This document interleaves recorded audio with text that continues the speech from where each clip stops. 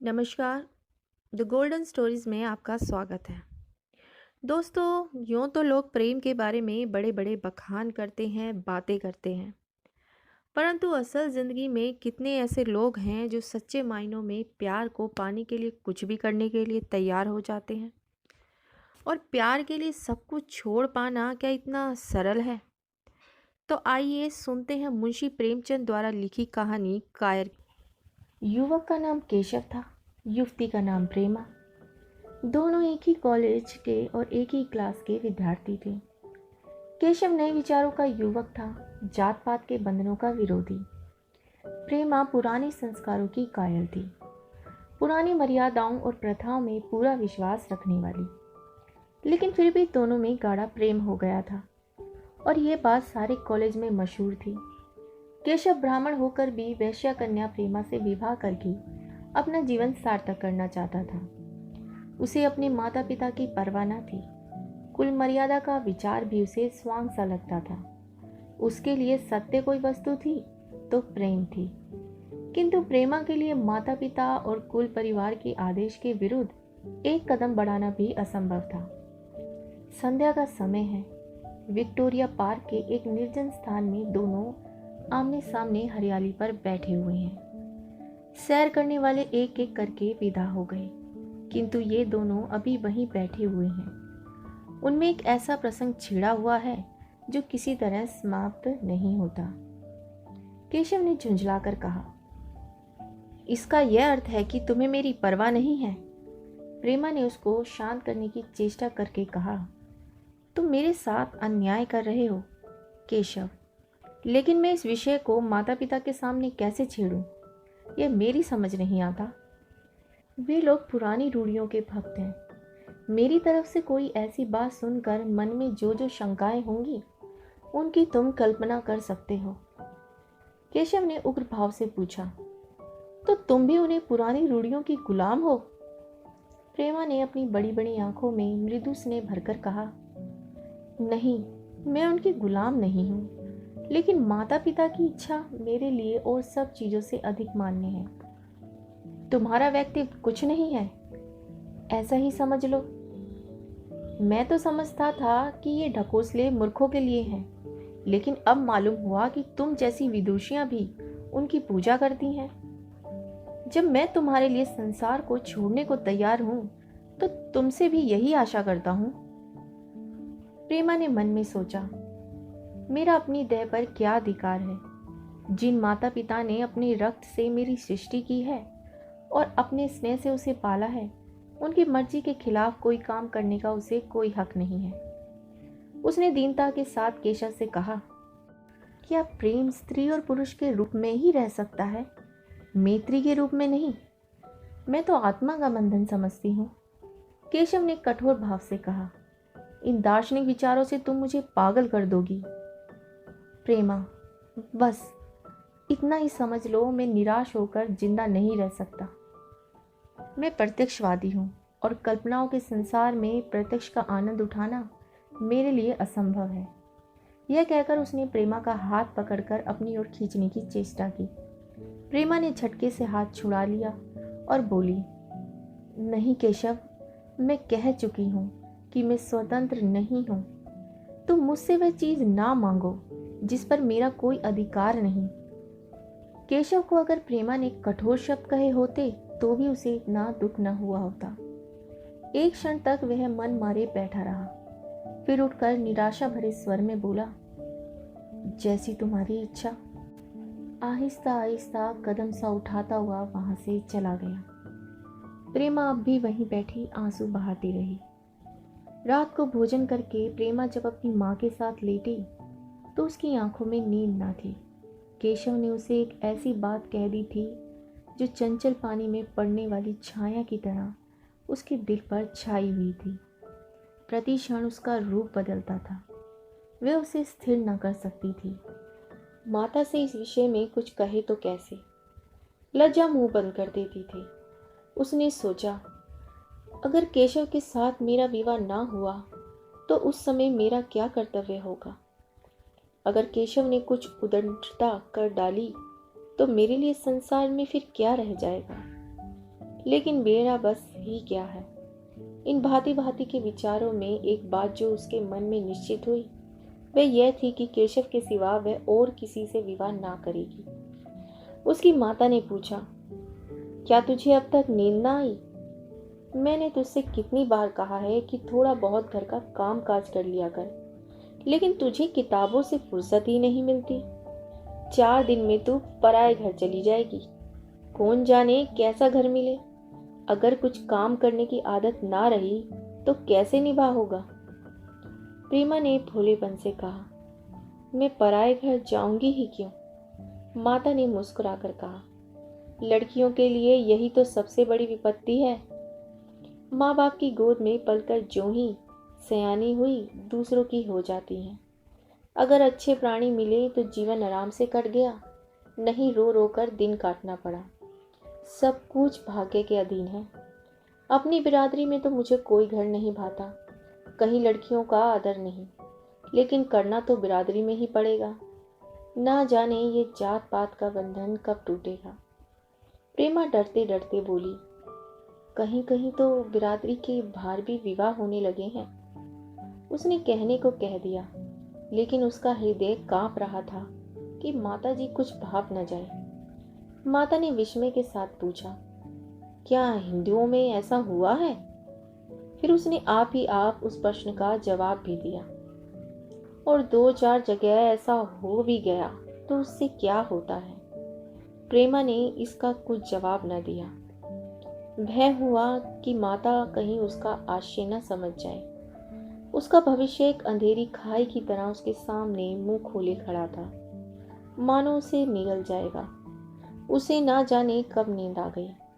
प्रातःकाल प्रेमा सोकर उठी तो उसके मन में एक विचित्र साहस का उदय हो गया था। सभी महत्वपूर्ण फैसले हम आकस्मिक रूप से कर लिया करते हैं, मानो कोई देवी शक्ति हमें उनकी ओर खींच ले जाती है। वही हालत प्रेमा की थी। कल तक वह माता पिता के निर्णय को मान्य समझती थी, पर संकट को सामने देखकर उसमें उस वायु की हिम्मत पैदा हो गई थी जिसके सामने कोई पर्वत आ गया हो। वही मंद वायु प्रबल वेग से पर्वत के मस्तक पर चढ़ जाती है और उसे कुचलती हुई दूसरी तरफ आ पहुंचती है। प्रेमा मन में सोच रही थी, मानो यह देह माता पिता की है, किंतु आत्मा तो मेरी है। मेरी आत्मा को जो कुछ भुगतना पड़ेगा वह इसी देह से तो भुगतना पड़ेगा। अब वह इस विषय में संकोच करना अनुचित ही नहीं, घातक समझ रही थी। अपने जीवन को क्यों एक झूठे सम्मान पर बलिदान करे। उसने सोचा, विवाह का आधार अगर प्रेम ना हो तो वह देह का विक्रय है। आत्मसमर्पण क्यों बिना प्रेम के भी हो सकता है। इस कल्पना ही से कि न जाने किस अपरिचित युवक से उसका विवाह हो जाएगा, उसका हृदय विद्रोह कर उठा। वह अभी नाश्ता करके कुछ पढ़ने जा रही थी कि उसके पिता ने प्यार से पुकारा, मैं कल तुम्हारे प्रिंसिपल के पास गया था, वह तुम्हारी बड़ी तारीफ कर रहे थे। प्रेमा ने सरल भाव से कहा, आप तो यूं ही कहा करते हैं। नहीं, सच। ये कहते हुए उन्होंने अपनी मेज की दराज खोली और मखमली चौखटों में जड़ी हुई एक तस्वीर निकालकर उसे दिखाते हुए बोले, यह लड़का ICS के इम्तिहान में प्रथम आया है। इसका नाम तो तुमने सुना होगा। बूढ़े पिता ने ऐसी भूमिका बांध दी थी कि माँ उनका आशय ना समझ सकी, लेकिन प्रेमा भाप गई। उनका मन तीर की भांति लक्ष्य पर जा पहुंचा। उसने बिना तस्वीर की ओर देखे ही कहा, नहीं, मैंने तो उसका नाम नहीं सुना। पिता ने बनावटी आश्चर्य से कहा, क्या तुमने उसका नाम ही नहीं सुना? आज के दैनिक पत्र में उसका चित्र और जीवन वृत्तांत छपा है। प्रेमा ने रुखाई से जवाब दिया, होगा, मगर मैं तो उस परीक्षा का कोई महत्व नहीं समझती। मैं तो समझती हूँ जो लोग इस परीक्षा में बैठते हैं वे पल्ले सिरे के स्वार्थी होते हैं। आखिर उनका उद्देश्य इसके सिवा और क्या होता है कि अपने गरीब, निर्धन, दलित भाइयों पर शासन करें और खूब धन संचय करें। यह तो जीवन का कोई ऊंचा उद्देश्य नहीं है। इस आपत्ति में जलन थी, अन्याय था, निर्दयता थी। पिताजी ने समझा था प्रेमा ये बखान सुनकर लट्टू हो जाएगी। ये जवाब सुनकर तीखे स्वर में बोली, तू तो ऐसी बातें कर रही है जैसे तेरे लिए धन और अधिकार का कोई मूल्य ही नहीं। प्रेमा ने ढिठाई से कहा, हाँ, मैं तो उसका मूल्य नहीं समझती। मैं तो आदमी में त्याग देखती हूँ। मैं ऐसे युवकों को जानती हूँ जिन्हें ये पद जबरदस्ती भी दिया जाए तो स्वीकार न करेंगे। पिता ने उपहास के ढंग से कहा, यह तो मैंने आज नई बात सुनी। मैं तो देखता हूँ कि छोटी छोटी नौकरियों के लिए लोग मारे मारे फिरते हैं। मैं जरा उस लड़के की सूरत देखना चाहता हूँ जिसमें इतना त्याग हो। मैं तो उसकी पूजा करूँगा। शायद किसी दूसरे अवसर पर यह शब्द सुनकर प्रेमा लज्जा से सिर झुका लेती, पर इस समय उसकी दशा उस सिपाही की सी थी जिसके पीछे गहरी खाई हो। आगे बढ़ने के सिवा उसके लिए और कोई मार्ग न था। अपनी आवेश को संयम से दबाती हुई, आंखों में विद्रोह भरे, वह अपने कमरे में गई और केशव के कई चित्रों में से वह एक चित्र चुनकर लाई जो उसकी निगाह में सबसे खराब था और पिता के सामने रख दिया। बूढ़े पिताजी ने चित्र को उपेक्षा के भाव से देखना चाहा, लेकिन पहली दृष्टि ही में उसने उन्हें आकर्षित कर लिया। ऊंचा कद था और दुर्बल होने पर भी उसका गठन स्वास्थ्य और संयम का परिचय दे रहा था। मुख पर प्रतिभा का तेज न था, पर विचारशीलता का कुछ ऐसा प्रतिबिंब था जो उसके मन में विश्वास पैदा करता था। उन्होंने उस चित्र की ओर देखते हुए पूछा, यह किसका चित्र है? प्रेमा ने संकोच से सिर झुकाकर कहा, यह मेरे ही क्लास में पढ़ते हैं, अपनी ही बिरादरी का है। प्रेमा की मुख मुद्रा धूमिल हो गई। इसी प्रश्न के उत्तर पर उसकी किस्मत का फैसला हो जाएगा। उसके मन में पछतावा हुआ कि वे व्यर्थ में इस चित्र को यहाँ लाई। उसमें एक क्षण के लिए जो दृढ़ता आई थी, वह इस पैने प्रश्न के सामने कातर हो उठी। दबी हुई आवाज में बोली, जी नहीं, वह ब्राह्मण है। और ये कहने के साथ ही शुद्ध होकर कमरे से निकल गई, मानो यहाँ की वायु में उसका गला घुटा जा रहा हो, और दीवार की आड़ में होकर रोने लगी। लाला जी को तो पहले ऐसा क्रोध आया कि प्रेमा को बुलाकर साफ साफ कह दे कि यह असंभव है। वे उसी गुस्से में दरवाजे तक आए, लेकिन प्रेमा को रोते देखकर नर्म हो गए। इस युवक के प्रति प्रेमा के मन में क्या भाव थे, यह उनसे छिपा न रहा। वे स्त्री शिक्षा के पूरे समर्थक थे, लेकिन इसके साथ ही कुल मर्यादा की रक्षा भी करना चाहते थे। अपनी ही जाति के सुयोग्य वर्ग के लिए अपना सर्वस्व अर्पण कर सकते थे, लेकिन उस क्षेत्र के बाहर कुलीन से कुलीन और योग्य से योग्य वर्ग की कल्पना भी उनके लिए असह्य थी। इससे बड़ा अपमान वे सोच ही न सकते थे। उन्होंने कठोर स्वर में कहा, आज से कॉलेज जाना बंद कर दो। अगर शिक्षा कुल मर्यादा को डुबोना ही सिखाती है तो कुशिक्षा है।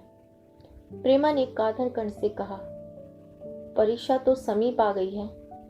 लाला जी ने दृढ़ता से कहा, आने दो, और फिर अपने कमरे में जाकर विचारों में डूब गए। 6 महीने गुजर गए। लाला जी ने घर में आकर पत्नी को एकांत में बुलाया और बोले, जहां तक मुझे मालूम है केशव बहुत ही सुशील और प्रतिभाशाली युवक है। मैं तो समझता हूँ प्रेमा इस शोक में घुल घुल कर प्राण दे देगी। तुमने भी समझाया, मैंने भी समझाया, दूसरों ने भी समझाया, पर उस पर कोई असर ही नहीं होता। ऐसी दशा में हमारे लिए और क्या उपाय है? उनकी पत्नी ने चिंतित भाव से कहा, कर तो दोगे, लेकिन रहोगे कहाँ? ना जाने कहाँ से ये कुलछनी मेरी कोख में आई। लाला जी ने भवें सिकोड़कर तिरस्कार के साथ कहा, यह तो 1000 दफा सुन चुका, लेकिन कुल मर्यादा के नाम को कहाँ तक रोएं?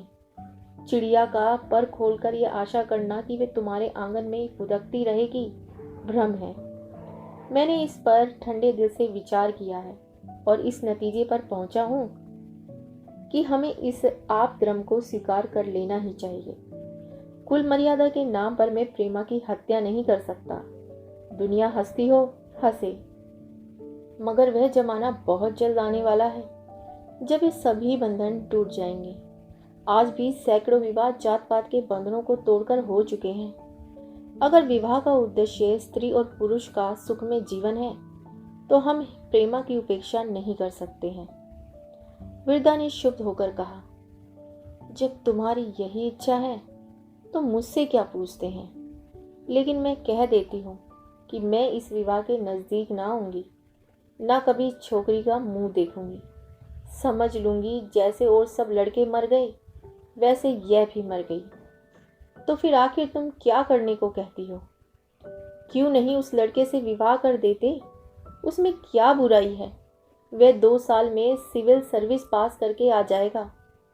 केशव के पास रखा ही क्या है? बहुत होगा किसी दफ्तर में क्लर्क हो जाएगा। और अगर प्रेमा प्राण हत्या कर ले तो कर ले, तुम तो उसे उत्साह देते हो। जब उसे हमारी परवाह नहीं तो हम उसके लिए अपना नाम क्यों कलंकित करें? प्राण हत्या करना कोई खेल नहीं है, ये सब धमकी है। मन घोड़ा है, जब तक उसे लगाम ना दो पूंछ पर हाथ भी न रखने देगा। जब उसके मन का यह हाल है तो कौन कहे केशव के साथ ही जिंदगी भर निभा करेगी। जिस तरह आज उससे प्रेम है उसी तरह कल दूसरे से हो सकता है। तो क्या पत्ते पर अपना मांस बिकवाना चाहते हो? लाला जी ने स्त्री को प्रश्न सूचक दृष्टि से देखकर कहा, और अगर वह कल खुद जाकर केशव से विवाह कर ले तो तुम क्या कर लोगी? फिर तुम्हारी कितनी इज्जत रह जाएगी? वह चाहे संकोचवश या हम लोगों के लिहाज से यूं ही बैठी रहे, पर यदि जिद पर कमर बांध ले हम तुम कुछ भी ना कर सकते। इस समस्या का ऐसा भीषण अंत भी हो सकता है, यह इस वृद्धा के ध्यान में भी ना आया था। यह प्रश्न बम के गोले की तरह उसके मस्तक पर गिरा। एक क्षण तक वह अवाक बैठी रह गई, मानो इस आघात ने उसकी बुद्धि की धज्जियां उड़ा दी हों। फिर पराभूत होकर बोली, तुम्हें अनोखी कल्पनाएं सूझती हैं। मैंने तो आज तक कभी भी नहीं सुना कि किसी कुलीन कन्या ने अपनी इच्छा से विवाह किया है। तुमने ना सुना हो, लेकिन मैंने सुना है और देखा है, और ऐसा होना बहुत संभव है। जिस दिन ऐसा होगा उस दिन तुम मुझे जीती ना देखोगे। मैं ये नहीं कहता कि ऐसा होगा ही, लेकिन होना संभव है। तो जब ऐसा होना है तो उससे तो यही अच्छा है कि हम ही इसका प्रबंध करें। जब नाक ही कट रही है तो तेज छुरी से क्यों ना कटे। कल केशव को बुलाकर देखो क्या कहता है। केशव के पिता सरकारी पेंशनर थे, मिजाज के चिड़चिड़े और कृपण। धर्म के आडंबरों में ही उनके चित्त को शांति मिलती थी। कल्पना शक्ति का अभाव था, किसी के मनोभावों का सम्मान न कर सकते थे। वे अब भी उस संसार में रहते थे जिसमें उन्होंने अपने बचपन और जवानी के दिन काटे थे। नवयुग की बढ़ती हुई लहर को वे सर्वनाश कहते थे, और कम से कम अपने घर को दोनों हाथों और दोनों पैरों का जोर लगाकर उससे बचाए रखना चाहते थे। इसलिए जब एक दिन प्रेमा के पिता उसके पास पहुंचे और केशव से प्रेमा के विवाह का प्रस्ताव किया तो बूढ़े पंडित जी अपने आप में रह न सके। धुंधली आंखें फाड़ कर बोले, आप भंग तो नहीं खा गए हैं? इस तरह का संबंध जो चाहे हो, विवाह नहीं है। मालूम होता है आपको नए जमाने की हवा लग गई। बूढ़े बाबूजी ने नम्रता से कहा, मैं खुद ऐसा संबंध नहीं पसंद करता। इस विषय में मेरे भी यही विचार हैं जो आपके, पर बात ऐसी आ पड़ी है कि मुझे विवश होकर आपकी सेवा में आना पड़ा। आजकल के लड़के और लड़कियां कितनी स्वेच्छाचारी हो गए हैं, यह तो आप जानते ही हैं। हम बूढ़े लोगों के लिए अब अपने सिद्धांतों की रक्षा करना कठिन हो गया है। मुझे भय है कि कहीं ये दोनों निराश होकर अपनी जान न ले जाएं। बूढ़े पंडित जी जमीन पर पांव पटकते हुए गरज उठे, आप क्या कहते हैं? आपको शर्म नहीं आती? हम ब्राह्मण हैं, और ब्राह्मणों में भी कुलीन। ब्राह्मण कितने ही पतित हो गए हों, इतने मर्यादा शून्य नहीं हुए कि बनिए बक्कालों की लड़की से विवाह करते फिरे। जिस दिन कुलीन ब्राह्मणों में लड़कियां ना रहेंगी उस दिन ये समस्या उपस्थित हो सकती है। मैं कहता हूं, आपको मुझसे ये बात करने का साहस कैसे हुआ? बूढ़े बाबूजी जितना ही दबते थे उतना ही पंडित जी बिगड़ते थे। यहाँ तक कि लाला जी अपना अपमान ज्यादा ना सह सके और अपनी तकदीर को कोसते हुए चले गए। उसी वक्त केशव कॉलेज से आया। पंडित जी ने तुरंत उसे बुलाकर कठोर कंठ से कहा, मैंने सुना है तुमने किसी बनिए की लड़की से अपना विवाह कर लिया है। यह खबर कहाँ तक सही है? केशव ने अनजान बनकर पूछा। आपसे किसने कहा? किसी ने कहा। मैं पूछता हूं यह बात ठीक है या नहीं? अगर ठीक है और तुमने अपनी मर्यादा को डुबाना निश्चित कर लिया है तो तुम्हारे लिए हमारे घर में कोई स्थान नहीं है। तुम्हें मेरी कमाई का एक धेला भी नहीं मिलता। मेरे पास जो कुछ है वह मेरी अपनी कमाई है और मुझे इख्तियार है कि मैं उसे जिसे चाहूं दे दूं। तुम ये अनीति कर कर मेरे घर में कदम नहीं रख सकते। केशव पिता के स्वभाव से परिचित था। प्रेमा से उसे प्रेम था।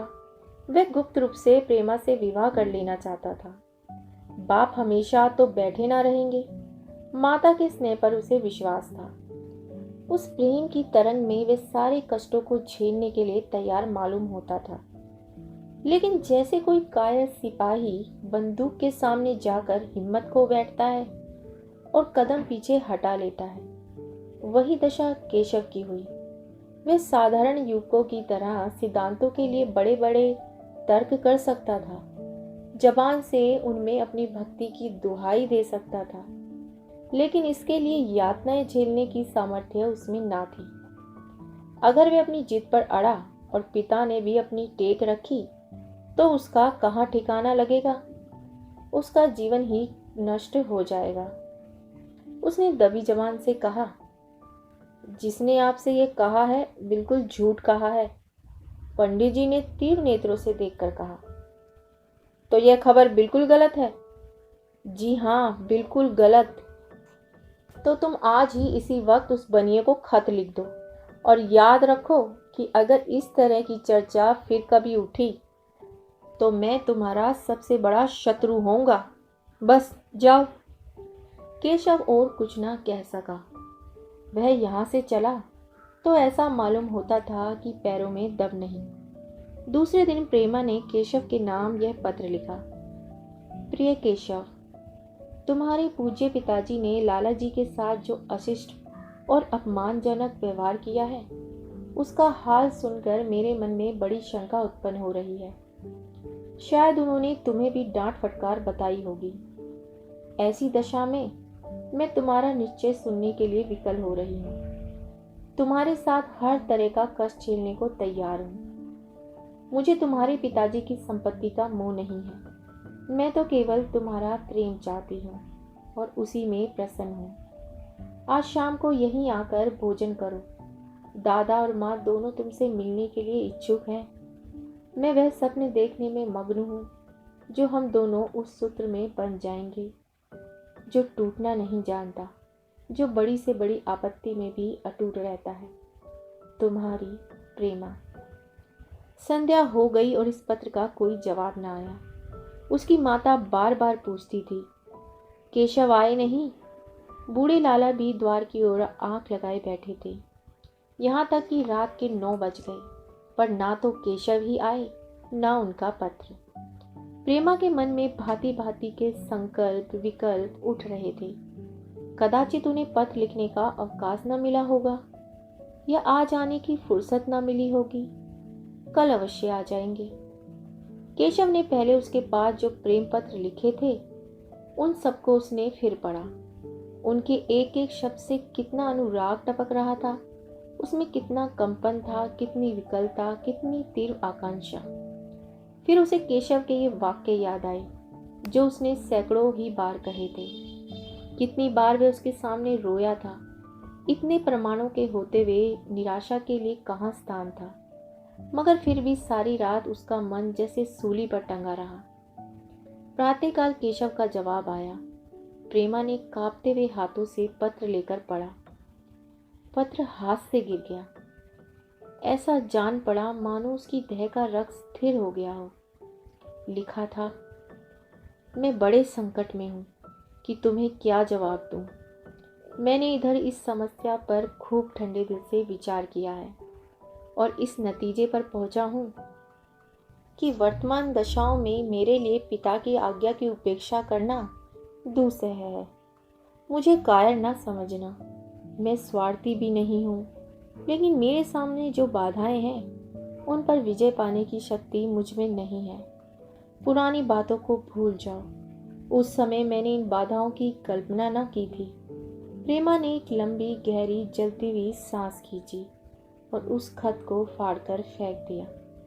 उसकी आंखों से अश्रुधार बहने लगी।